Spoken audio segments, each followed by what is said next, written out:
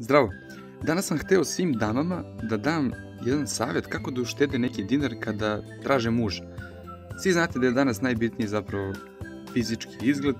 Ja sam sasvim slučajno došao do jednog otkrića kako da uvećate usne na prirodan način, bez odlaska kod lekara i tako uštedite neki dinar. Potrebna mi je jedna gumica, stavite ovako iznad i ispod usana i zakačite za uši. Pogledajte kako su moje usne sada dobile taj prirodan, pun izgled. Znači, nisam ništa radio korekciju, to vidite, pogledajte kako to dobro izgleda.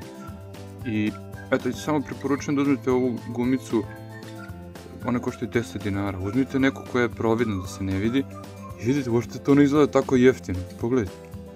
Ako imate ove brkove, njih samo malo skratite, postoje ti neki muškarci koji ne vole da osete brkove kod žena, mislim da ih zovu hetero, tako nešto. Eto, znači, ovako možete i vi da izgledate, a da uštedite 500 ili 1000 evra. Ako uspete ovako da nađete muža, eto, ja samo tražim da me pozovete na svadbu, jer ja stvarno volim i da popijem i da pojedem tako na tim svadbama. Eto, ništa, vidimo se kod vas na svadbi.